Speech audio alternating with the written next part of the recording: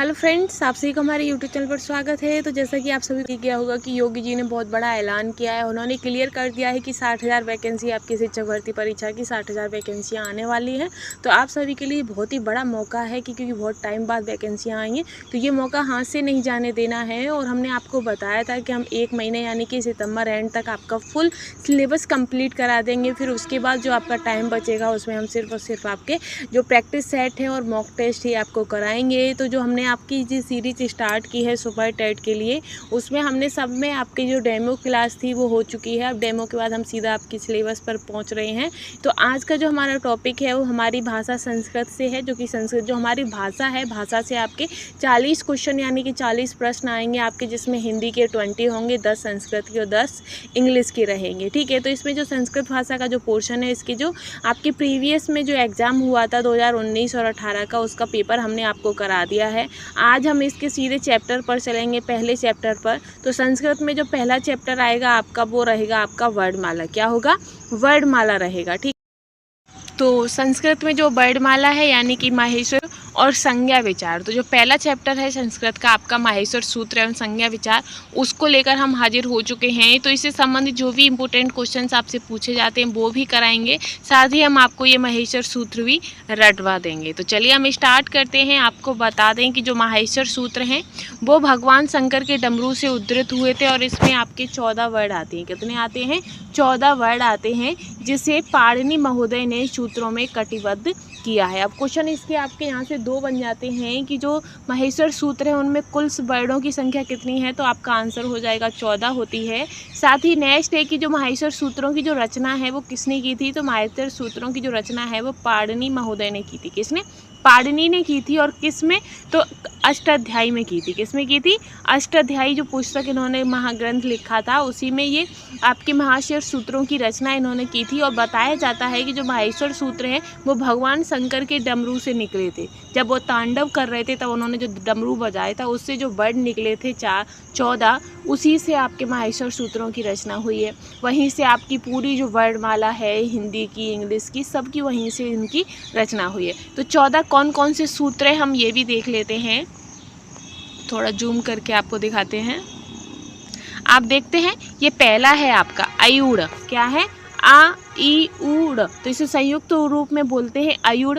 दूसरे को रिलक है आपका, तीसरा आपका एयोंग है, चौथा आपका एयोज है। और ये जो आपके 4 हैं, शुरुआत के जो 4 सूत्र हैं आपके, ये इनसे आपके स्वरों का निर्माण हुआ है। किसका हुआ है? स्वरों का जो निर्माण है वो आपका शुरुआत के 4 अक्षरों से हुआ है। बाकी के जो आपके अक्षर हैं उनसे किसका निर्माण हुआ है? उनसे आपके व्यंजनों का निर्माण हुआ है। ठीक है, व्यंजन हुए जो भी हैं आपके संयुक्त व्यंजन, अंतस्थ व्यंजन, इन सभी का जो निर्माण है वो बाकियों से हुआ है। चलिए आगे क्या हम देखते हैं। तो ये चौथा हो गया आपका एयोच, 5वां है हयवरट, 6वां है लड़, 7वां है यंगमनम, ये आपके नासिक के वर्ड हैं। ठीक है, 8वां है आपका झवग्य। 8वां कौन सा है? 8वां आपका है झवग्य। ठीक है, इसी में जो आपका रहेगा ये 7वां जो आपका सूत्र है यंगनम, तो इसमें क्या है? ये आपका नासिक शब्द है। ठीक है, फिर 8वां है आपका झबग्य, 9वां है घड़दस्त, 10वां है जबगड़दस्त, 11वां है खफ छठा था चटतव। ठीक है, 12वां है कपय, 13वां है सस्सर, 14वां है हल। अगर इसे एकदम आप गाने की तरह याद करो तो उससे भी हो सकता है कि अयुड़ रिलक एयोच हेयो एयोंग एयोच हैवरट लड़म जंगनम झभग्य गड़दस जबगड़दस खच्चपटा चटप कपाय सस्सर हल। तो ये पूरा एक बार में हो जाता है। आप इसे 2-3 बार रिवाइज करोगे, 2-3 बार पढ़ोगे, सो ये आपको याद हो जाएगा। ठीक है, इसमें कई बार ऐसे भी संस्कृत में क्वेश्चन पूछ लेता है कि माहेश्वर सूत्रों में 11वां सूत्र कौन सा है, तो आपका आंसर क्या हो जाएगा कि खफ छठा तप, यानी कि ये एक तरीके से आपकी रेलगाड़ी टाइप है, खचपट खचपच खचपट है। तो इस टाइप का जो है ये आपका 11वां जो है ये वाला सूत्र है। तो पूछ लेगा कि आपके जो माहेश्वर सूत्रों में स्वरों की जो रचना हुई है वो कौन कौन से स्वर है, तो आपके 4 हो जाएंगे। ये वर्ड हैं आयुड़, रिलक, एयोच और हेयोंग। ठीक है, आगे हम बढ़ेंगे नेक्स्ट पर। तो ये है आपका इससे संबंधित जो क्वेश्चन है वो भी हो जाता है कि उपरोक्त 14 माहेश्वर सूत्रों से अयड़ आदि 42-43 प्रत्याहारों की रचना हुई है। क्वेश्चन आपसे पूछ सकता है कि जो 14 माहेश्वर सूत्र है इनसे कितने प्रत्याहारों की रचना हुई है, तो जो आपके प्रत्याहारों की जो रचना है वो 42-43 हुई है। अगर नॉर्मली माना जाए तो कुल 42 वर्णों की रचना हुई है। ठीक है, फिर है आपका कि महत्वपूर्ण बात यह है कि इन माहेश्वर सूत्रों में प्रथम सूत्र से लेकर 14वें सूत्र तक केवल अचों का ही संकलन किया गया है। किसका किया गया है? अचों का। ठीक है। फिर है कि इसी तरह 8वें सूत्र से लेकर 14वें सूत्र तक के सभी वर्णों को व्यंजन के अंतर्गत ही रखा गया है, अर्थात महर्षि पाणिनि द्वारा वर्णमाला के क्रम का पूर्णतः पालन किया गया है। 5वें से 6वें सूत्र में अंतस्थ व्यंजन लिए गए हैं, जो आपको देखेंगे अपना कि ये 5वां और 6वां जो है आपके अंतस्थ व्यंजन कौन से होते हैं? यारा लाभा हैं। तो इसमें आपके 5वें से 6वें में आपके अंतस्थ व्यंजन लिए गए हैं। वहीं अगर आपका कौन सा वाला ऊष्म व्यंजन की बात करें तो ऊष्म व्यंजन आपका 13-14 में लिया गया है, सत्सर और हल। ठीक है। और ये जो आपके पंचम वर्ण हैं वो सूत्र 17 में है आपके। ठीक है।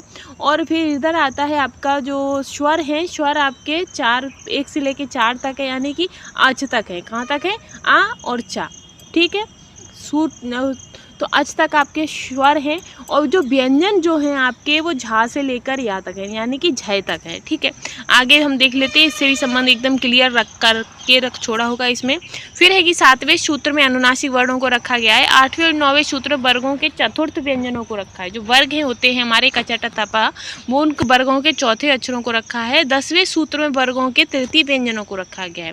10वें और 11वें सूत्र में वर्ग के प्रथम और द्वितीय व्यंजनों को रखा गया है। 13 से 14 में जो व्यंजन है उनमें आपके उस व्यंजन को रखा गया है। ठीक है।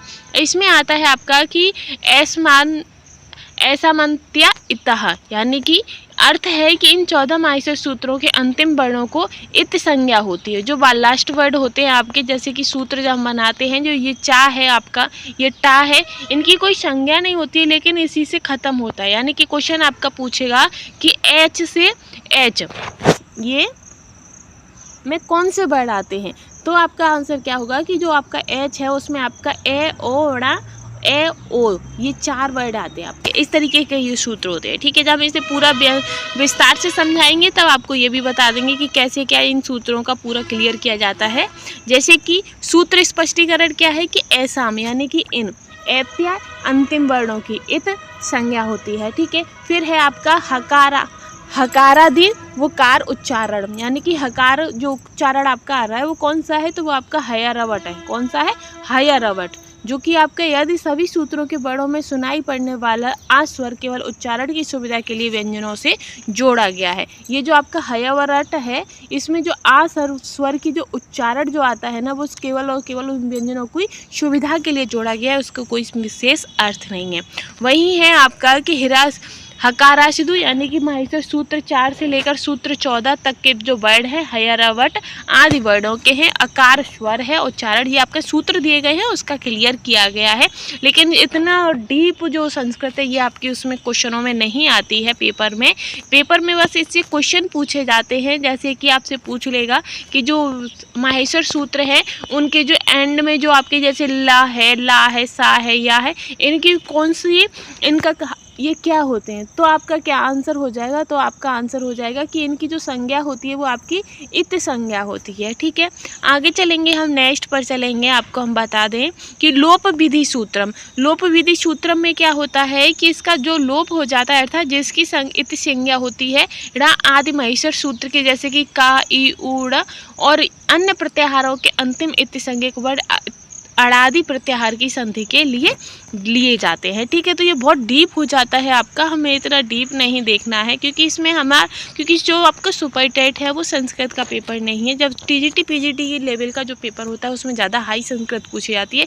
इसमें नॉर्मली आपसे क्वेश्चंस पूछे जाएंगे, जैसे कि हमारे यत्नों के निरूपण, यानी कि जो हमारे बोलने के जो यत्न लगते हैं, जो प्रयत्न होते हैं, वो उसके हिसाब से जो भेद है वो कितने हैं। तो एक तो आपका अभ्यंतर प्रयत्न होता है, दूसरा बाह्य प्रयत्न होता है। अभ्यंतर प्रयत्न में कितने भेद होते हैं, तो आपके 5 होते हैं और बाह्य में आपके 11 होते हैं। ठीक है। अभ्यंतर में क्या आता है, जो स्पर्श व्यंजन है वो आपके का से मा तक है, यानी कि जो आपका स्पर्श व्यंजन हमने हिंदी में भी बताया है, का चा टा ता पर जो आपके 5 वर्ग आते हैं, उसमें जो आपका पंचम वर्ग है उसका जो 5वां अक्षर जो होता है वो आपका मा होता है। तो का से मा तक होते हैं। ईथ से इस पर है, तो ये अंतस्थ व्यंजन है वो आपका ईथ से स्पष्ट में आता है, जिसमें यारा लवा होता है। ठीक है। ईस्त विव्रत, यानी कि श हो जाता है। विव्रत यानी कि स्वर। समृत यानी कि प्रयोग में ह्रस्व स्वर आता है। ठीक है। वहीं जो आपके 11 भेद हैं उसमें आपके व्यवहार, संभार, श्वास, नाद, घोष, अघोष, अल्पप्राण, महाप्राण, उदांत, अनुदात्त, स्वरित हैं। इनको भी हम क्लियर कर देंगे। ठीक है, आगे हम बढ़ते हैं। ये आपके स्पर्श व्यंजन है। स्पर्श व्यंजन का से लेकर माँ के वर्णों को स्पर्श व्यंजन कहते हैं। अंतस्थ व्यंजन हम आपको बता चुके, उस व्यंजन भी आपके हो जाते हैं। और स्वर जो है वो आपके अच होते हैं। स्वरों को क्या कहते हैं? अच कहते हैं। अच क्यों कहते हैं? क्योंकि आ से लेकर आपके ओज तक, कितने तक? ओच तक होता है। तो ये चा पहला वर्ड और लास्ट वर्ड हो गया, तो एच अच हो गया। इसमें कितने स्वर होते हैं आपके? तो आ, ई, उ, री, ली, ए, ओ, ऐ, औ, ये इतने स्वर आपके इसमें इंक्लूड होते हैं। ठीक है, वहीं आपका जिह्वा मूली। तो जिह्वा मूली में क्या होता है? जो आपके का, खा है, इनसे पूर्व आधे विसर्ग के समान ध्वनि को जिह्वा मूली कहते हैं। ठीक है, फिर है कि उपधामनी। तो उपधामनी में क्या है? आपका जो फा, पा और फा से जो पूर्व आधे विसर्ग वाले जो समान ध्वनि को क्या कहते हैं? उपधामनी कहते हैं। जिह्वा मूली यानी कि जिसमें आपका खा, खा, गा, हा रहा है, नीचे बिंदी सी लगी होती है, तो वो अगर हम बोलते हैं तो ये आपकी जिह्वा मूली हो जाएगा। पा, फा, तो इसमें आपके जो ओठ हैं वो आपस में मिल रहे हैं, तो इसमें उपधामनी हो जाता है। अनुस्वार आपका ये होता है, विसर्ग आपका ये रहा। ठीक है, आगे चलेंगे हम। तो आगे ये आपके कंठ तालु के सूत्र दिए गए हैं। ये संस्कृत में आपसे कुछ सूत्र पर पूछ सकता है, यानी कि कंठ से जो वर्ड बोले जाते हैं उसका सूत्र क्या है? तो अकहुनी विसर्जनीयाम कंठः। क्या? अकहुनी, अकहु विसर्जनीया कंठः, यानी कि जो आस, जो आपका आज वर्ग है वो साथ ही में आपका का, क्या साथ ही में, एक तो हो गया आपका आ, फिर जो आपका का वर्ग आता है जिसमें का, खा, गा, घा आता है, और साथ में आपका हा। ठीक है, और आपका जो विसर्ग होता है, ये जो है इनका जो उच्चारण स्थान है वो आपका क्या है? कंठ है। क्या है? कंठ। ठीक है, तो ये सूत्र भी आपको याद करने पड़ेंगे। तालु, तालु यानी कि इच्चू या शानाम तालु। क्या है? इच्चू या शानाम तालु। तो इसका सूत्र को हम जब खोलेंगे तो क्या निकलेगा? इस सूत्र का निकलेगा ई और चा और या, यानी कि ई, चा, या और शा। जो तो ई, चा, या, सा जो है, इनका जो उच्चारण स्थान है वो आपका तालु होता है, यानी कि जो ई का जो उच्चारण स्थान है वो तालु है, चा वर्ग का भी उच्चारण स्थान तालु है, या का उच्चारण स्थान तालु है, और सा, इस ये जो सा होता है आपका, इसका उच्चारण स्थान भी आपका तालु है। ठीक है, तो ये आपका पूरा खुला हुआ है। आगे है मूर्धा। तो ऋतु रसानाम मूर्धा, दंत लरतु लसानाम दंता, ओष्ठ हो जाएगा उपधमानिया ओष्ठा, कंठ तालु एदंतो कंठा तालु, कंठोष्ठ एदंतो कंठोष्टम, फिर दंतोष्ठ वकारस्य दंतोष्टम, नासिक यंगनानम नासिका। तो ये आपके सारे सूत्र हो गए, ये भी आपको याद करने पड़ेंगे, इससे एक क्वेश्चन आपका एग्जाम में फंस जाता है। ठीक है, आगे देखेंगे हम। तो ये आपके संज्ञा में तो सूत्र हैं, संयोग संज्ञा सूत्रम है जिसमें हलो अंतरा संयोग, फिर इसमें ये इतना इम्पोर्टेंट नहीं है, हम सीधा आगे बढ़ेंगे। आगे ये है आपके कि इससे संबंधित जो आपके प्रीवियस में क्वेश्चन पूछे गए हैं, पर कैसे क्वेश्चन बनते हैं वो आपका क्लियर कर देते हैं। तो जैसे कि पाणिनि के अनुसार माहेश्वर सूत्र कितने माने गए हैं? तो आपका आंसर हमने पहले ही बता दिया था कि पाणिनि ने माहेश्वर सूत्रों की संख्या कितनी दी है? 14 दी है। ठीक है, अच प्रत्याहार के अंतर्गत कौन से वर्ड आते हैं? तो अच प्रत्याहार के अंतर्गत कौन से वर्ड आते हैं? तो सभी स्वर आते हैं आपके। ठीक है, फिर आता है कि अभ्यंतर प्रत्यय कितने प्रकार के होते हैं? तो आपके 5 होते हैं, और बाह्य प्रत्यय कितने होते हैं? तो 11 होते हैं। ए और ए का उच्चारण स्थान कौन सा है? तो इनका जो उच्चारण स्थान है वो आपका कंठ तालु है। ठीक है, आगे आएगा आपका कि चा वर्ड का उच्चारण स्थान क्या है? तो चा का आपका क्या है? तालु है। और ऊष्म वर्ड कौन से होते हैं? तो आपका ऑप्शन ए ही इसका करेक्ट आंसर है। आई होप आपको मैंने जो समझाया है वो आपको समझ आ गया होगा। अगर फिर भी कोई डाउट है तो आप हमें कमेंट कर बता सकते हैं। बाह्य प्रत्यय कौन कितने होते हैं? तो 11 होते हैं। संस्कृत वर्णमाला में कुल स्वरों की संख्या कितनी है? तो संस्कृत में आपके 9 स्वर हैं। कितने हैं? 9। और वहीं अगर हिंदी की बात करते हैं तो आपके 11 स्वर हो जाते हैं। ठीक है, फिर है आपका कि आ किस प्रकार का स्वर है? तो जो आ है वो आपका केंद्रीय स्वर है। आ का जब उच्चारण करोगे आप तो इसके केंद्र यानी कि हमारे जो कंठ है वहाँ से केंद्र से वायु निकलती है, इधर उधर कुछ भी टच नहीं करता, इसलिए ये आपका केंद्रीय स्वर है। ए और ए का उच्चारण स्थान क्या है? तो आपका कंठ तालु है। आगे है आपका कि उपसर्ग संज्ञा विधायक सूत्र क्या है? तो उपसर्ग संज्ञा विधायक जो सूत्र हैं वो आपके उपसर्गा क्रिया क्रिया योग है। अगर इसको आप थोड़ा सा ध्यान से देखेंगे तो भी आपको इसका सूत्र दिख जाएगा। उच्चे की अवयव संज्ञा करने वाला सूत्र कौन सा है, तो इसका जो तो ये स्वरादीन पाद मम, ये जो है आपका उच्चय की अवयव की संज्ञा है। ठीक है, आगे रहेंगे आपका नेक्स्ट है कि आकार के कितने भेद हैं। तो जो आपके आकार हैं वो आपके 18 प्रकार के आकार हैं। री वर्ड का उच्चारण स्थान, तो री का आपका मूर्धा है। ठीक है, आगे रहेगा आपका कि अंग अंगः वर्णों की संज्ञा क्या है, तो ये आपके अयोग वा है। फिर ए कि सवर्ण संज्ञा पाणिनि को अभीष्ट है या नहीं, तो इसकी जो संज्ञा है वो पाणिनि को अभीष्ट नहीं है। ठीक है, नेक्स्ट है कि अभ्यंतर प्रयत्न में कितने प्रकार हैं, तो 5 हैं।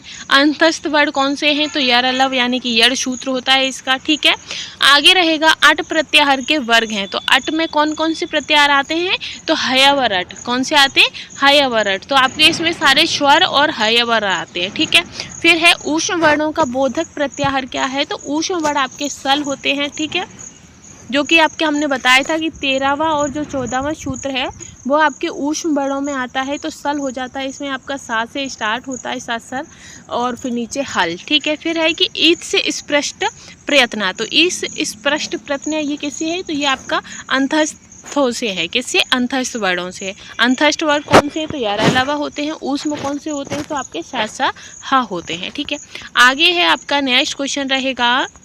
नेक्स्ट है कि अक प्रत्याहार के अंतर्गत कौन कौन से वर्ड आते हैं, तो अक में आपके आते हैं ई उ री रेक। ठीक है, फिर है आपका कि उच्चे, तो उच्चे उदांतः ध्वनि। ठीक है, आगे रहेगा आपका कि इश्चु या सानाम उच्चारण सूत्रम, तो ये आपका तालु हो जाएगा। आचार्य पतंजलि द्वारा रचित व्याकरण ग्रंथ है, कौन सा है, महाभाष्य है। ठीक है, इसके बाद है कि अभ्यंतर बाह्य प्रयत्न कितने प्रकार के हैं, तो ये आपके 5 से 11 प्रकार के हैं। अष्टाध्यायी व्याकरण ग्रंथ के रचनाकार हैं, तो कौन है, पाणिनि है। ठीक है, आगे चलेंगे तो अंतस्थ वर्ण कहे जाते हैं यरलव को। ऊष्म वर्ण नहीं है, तो ये जो आपका या है ये ऊष्म वर्ण नहीं है, ये अंतस्थ वर्ण है। अकर्मक और सकर्मक का संबंध है, तो अकर्मक संज्ञा और सकर्मक संज्ञा, तो ये क्या है, तो ये आपकी क्रिया हो जाती है। ठीक है, अकर्मक क्रिया और सकर्मक क्रिया। फिर है री, तो री वर्ण का उच्चारण स्थान क्या है, तो इसका मूर्धा है। क्या है, मूर्धा। ऋतु रसानाम मूर्धा, क्या है इसका सूत्र, ऋतु रसानाम मूर्धा। ठीक है, नेक्स्ट है कि अच प्रत्याहार के अंतर्गत कितने स्वर आते हैं, तो अच के अंतर्गत आपके 9 स्वर आते हैं। कितने आते हैं, 9 स्वर। ठीक है, आगे है कि अक प्रत्याहार के अंतर्गत स्वर आते हैं, तो अक के अंतर्गत आपके ये ऊपर वाला आंसर करेक्ट है। फिर है कि किन वर्णों की परस्पर स्ववर्ण संज्ञा की गई है, तो स्ववर्ण संज्ञा जो है वो आपकी री और वह लर की गई है। किसकी, री व लर। ठीक है, आगे है कि वर्णों के वर्गों के द्वितीय, चतुर्थ और सल वर्णों की संज्ञा होती है, तो द्वितीय और चतुर्थ तो ये आपके महाप्राण होते हैं। वहीं प्रथम, तृतीय और पंचम जो वर्ण होते हैं वो आपके कौन से होते हैं, अल्प प्राण होते हैं। टा वर्ग, तो टा ठा डा ढा, तो ये किस में है, तो ये आपका मूर्धा में आता है। ठीक है, आगे है कि संस्कृत वर्णमाला में मूल स्वरों की संख्या कितनी है, तो संस्कृत वर्णमाला में जो मूल स्वर हैं आपके वो कितने हैं, तो वो आपके 5 हैं। 5 से ही आपके बन जाते हैं, और जो संयुक्त स्वर अलग हैं। ठीक है, आगे है आपका कि प्रत्याहार विधायक सूत्र है। तो प्रत्याहार विधायक सूत्र क्या है, आदिर अंत्य सहिते का है, आदिर अंत्येन संहिता। ठीक है, आगे रहेगा आपका कि गुणा संज्ञा करने वाला सूत्र है, तो गुणा संज्ञा करने वाला सूत्र है आपका सार्वधातुकार धातुयुक्त क्यों। नेक्स्ट है कि तुमन प्रत्यांत पद की अवयव संज्ञा करने वाला सूत्र कौन सा है, तो आपका हो जाएगा ऑप्शन डी करेक्ट। आगे रहेगा 43 क्वेश्चन की चतुर्दश महास्वर सूत्रों में किस किस वर्ण की 2 बार आवृत्ति हुई है, तो किन वर्णों की 2 बार हुई है, तो आपका जो ड़ा है, ड़ाकार व हकार की जो पुनरावृत्ति हुई है। ठीक है, आगे है आपका कि भागों वाले तालु आदि स्थानों में जो अच ऊपरी भाग में बोला जाए उसकी संज्ञा क्या है, तो ऊपरी यानी कि उदांत। ठीक है, अगर नीचे की तो अनुदांत। ठीक है, आगे जानेंगे तो नेक्स्ट रहेगा इसी में आपका नेक्स्ट क्वेश्चन है कि चा वर्ग का उच्चारण स्थान, तो चा का जो उच्चारण स्थान है वो आपका तालु है। अंतस्थ वर्णों की संख्या कितनी है, तो 4 होती है। वहीं आपकी ऊष्म वर्णों की संख्या पूछे तो 4 होती है। माँ कौन सा वर्ण है, तो माँ आपका स्पर्श व्यंजन में आता है। ठीक है, स्पर्श व्यंजन, और उसमें भी अगर इसका उच्चारण स्थान पूछे तो नाशक आता है। किसका उच्चारण स्थान दंतोष्ठ है, तो जो आपका वा है, वा का जब आप बोलोगे, वैसे अगर इसका आंसर आपको नहीं पता है, क्वेश्चन में पूछा जाए तो आप करना क्या, आप इन सभी को बोलकर देखना, जिसमें जिस वर्ड में आपके दांत और ओष्ठ दोनों का यूज हो वही आपका आंसर हो जाएगा। ठीक है, कत प्रत्यय की संज्ञा क्या है? तो कत प्रत्यय की संज्ञा है निष्ठा। क्या है? निष्ठा है। 50 क्वेश्चन है आपका कि निम्न में से कौन से स्वर नहीं है? तो इनमें से जो आपका ला है ये आपका स्वर नहीं है। ठीक है, फिर है कि कौन से स्वर ह्रस्व नहीं होते हैं? तो ह्रस्व जो आपके ये हैं ये आपके दीर्घ स्वर हैं, तो ये ह्रस्व नहीं होंगे। छा किससे बनता है? तो ये आपका का शा से मिलकर बनता है। संयुक्त व्यंजन कौन सा है? तो इसमें आपका जो ज्ञा है वो आपका संयुक्त व्यंजन है। ठीक है, आगे रहेगा आपका नेक्स्ट क्वेश्चन कि माहेश्वर सूत्रों में निम्न में से कौन सा वर्ड सूत्रांत में 2 बार प्रयोग हुआ है? तो सूत्रांत में जो आपका ड़ा है ये 2 बार प्रयोग हुआ है। ठीक है, फिर सर प्रत्यय हर के अंतर्गत आने वाला वर्ड नहीं है तो वो आपका रा है। ठीक है, नेक्स्ट है कि स्पर्श व्यंजनों के वर्ग, स्पर्श व्यंजनों के वर्ग हैं। तो स्पर्श व्यंजनों के कितने वर्ग हैं? तो 5 हैं। ठीक है, आगे बढ़ेंगे हम नेक्स्ट पर। तो निम्नलिखित वर्डों में से किस वर्ड का उच्चारण स्थान दंतोष्ठ है? तो जो वा है आपका इसका उच्चारण स्थान दंतोष्ठ है। गा व्यंजन है, तो गा कैसा है? तो गा जो है वो आपका स्पर्श व्यंजन है। ठीक है, ये का वर्ग में आता है। इसके बाद है कि स्पर्श व्यंजन नहीं है, तो जो आपका या है ये स्पर्श व्यंजन नहीं है बल्कि ये अंतस्थ व्यंजन है। फिर है कि संस्कृत व्याकरण में व्यंजन वर्णों को किस प्रत्याहार द्वारा दर्शाया गया है? तो वो आपका हल के द्वारा दर्शाया, जो पूरी वर्णमाला है उसे हल के द्वारा दिया गया है। ठीक है, आगे है कि ओकार यानी कि इस वर्ड का उच्चारण स्थान क्या है? तो ओ जो है इसका उच्चारण स्थान क्या है? ओ, तो यानी कि कंठोष्ठ। ठीक, फिर है कि संस्कृत व्याकरण के अनुसार स्वरों की संख्या है तो 9 है। ठीक है, और हिंदी में आपके 11 हैं। फिर है कि निम्नांकित में से कौन प्रत्याहार सर्वाधिक वर्णों को परिगणित करता है? तो कौन सा? तो यर है। ठीक है, फिर है कि वर्गों के तीसरे वर्ड की प्रत्याहार में आते हैं। तो वर्गों के जो तीसरे वर्ड है वो किस में आते हैं? तो वो आपके जस प्रत्याहार में आते हैं, जस। ठीक है, फिर है कि का वर्ग के वर्ड कहते हैं। तो का वर्ग के जो वर्ड है वो आपके स्पर्श व्यंजन में आते हैं। पा वर्ग, तो पा वर्ग का उच्चारण स्थान आपका ओष्ठ है। क्या है? ओष्ठ। ठीक है, आगे हम बढ़ेंगे नेक्स्ट क्वेश्चन पर चलेंगे। तो नेक्स्ट है आपका कि किस प्रत्याहार में सभी स्वर आते हैं? तो अच प्रत्याहार में आपके सभी स्वर आते हैं।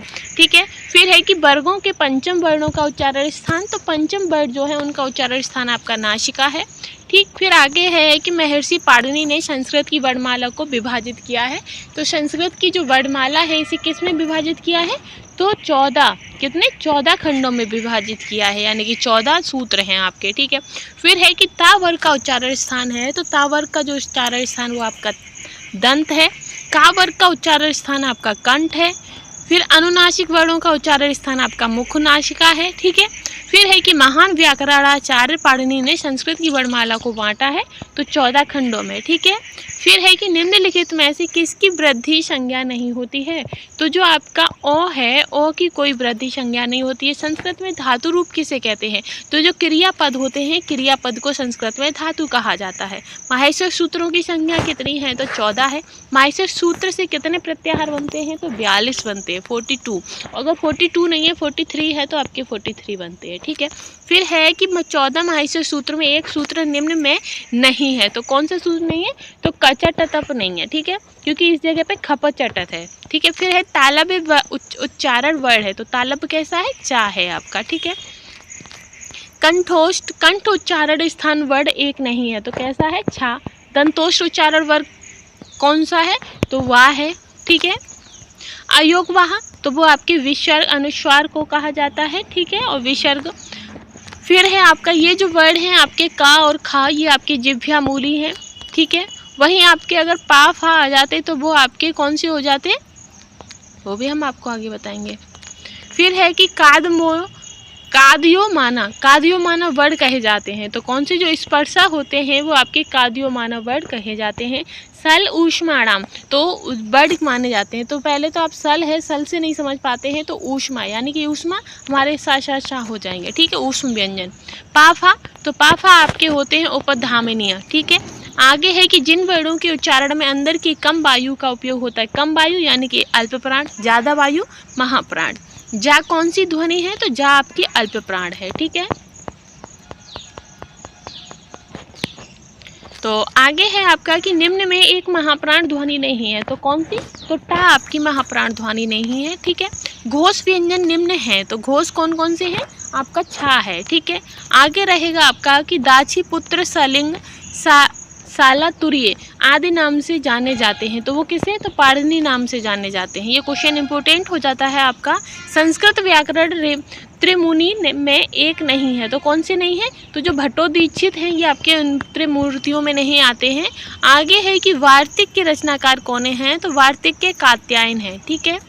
नेक्स्ट है कि कश्मीरी पंडित कैयट ने कौन सी टीका लिखी है? तो प्रदीप्त लिखी है, ठीक है। आगे है कि मध्य सिद्धांत कौमुदी लघु सिद्धांत कौमुदी के रचनाकार कौन है? तो वो आपके बृहदराज हैं, ठीक है। वाक्यपदीय संस्कृत व्याकरण ग्रंथ है, तो वो भर्तृहरि का है। ये क्वेश्चन इंपॉर्टेंट हो जाएंगे। स्फोटवाद पर आधारित स्फोट सिद्धि ग्रंथ के रचनाकार कौन है? तो वो मदन मिश्र हैं। तो ये जो आपके माहेश्वर सूत्र और संज्ञा अनुवाद से संबंधित जो भी आपका पहला चैप्टर था उससे संबंधित तो आपके क्वेश्चन और फुल चैप्टर के थ्योरी सहित आपको पूरा समझा दिया है। अगर फिर भी कोई डाउट रहता है तो आप हमें कमेंट करके पूछ सकते हैं। नेक्स्ट क्वेश्चन आपका कारक विचार का आएगा। नेक्स्ट क्वेश्चन नहीं, नेक्स्ट चैप्टर जो रहेगा वो आपका कारक विचार है और नेक्स्ट वीडियो में हम इसको लेकर चलेंगे। तो आज की वीडियो हम यही समाप्त करेंगे। आई होप आपको हमारा कंटेंट पसंद आया होगा। अगर फिर भी कोई भी डाउट रहता है तो आप हमें ज़रूर अपनी राय दीजिएगा, अपना सुझाव दीजिएगा। आज के लिए बस इतना ही। Thanks for watching.